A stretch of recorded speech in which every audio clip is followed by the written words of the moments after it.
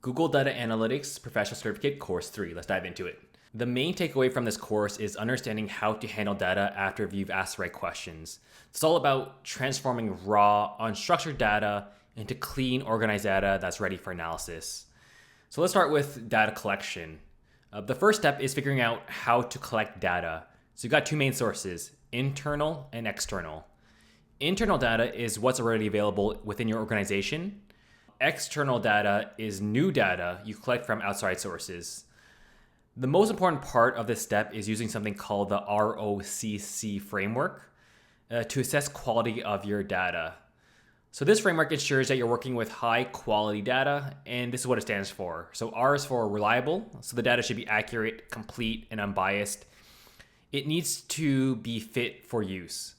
O, it's original, so always validate your data in its original source, not just from third-party sources. C is for comprehensive. The data should contain all necessary information to answer your questions or solve your problem. It should be current. The data needs to be up to date and relevant to your task.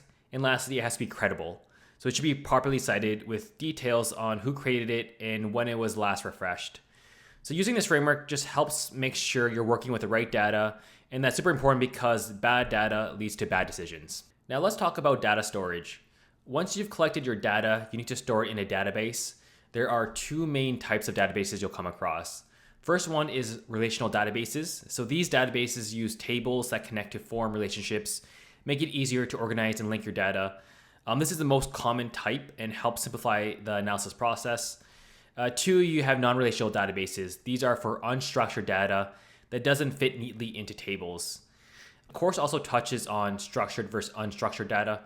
So structured data is organized like data in Excel or SQL tables. Unstructured data includes things like emails, video, social media posts that you don't have a specific format. You'll also learn about different file types and metadata that helps you understand and work with various types of data sources. The third big takeaway from this course is learning about SQL or structured query language. And if you're looking to get into a data analyst role, you need to know SQL. So it's basically a go-to tool for working with large data sets, especially when Excel is not enough. And SQL is a language used to extract specific data from large data sets. And you'll learn to write specific queries that pull specific columns or rows from your data, or where to find clauses to find exactly what you need. And since SQL is such a crucial skill, I'll be making a separate video diving into the basics on how to get started and why it's valuable for data analysis. So that's the main structure of Course 3, Prepare Data for Exploration.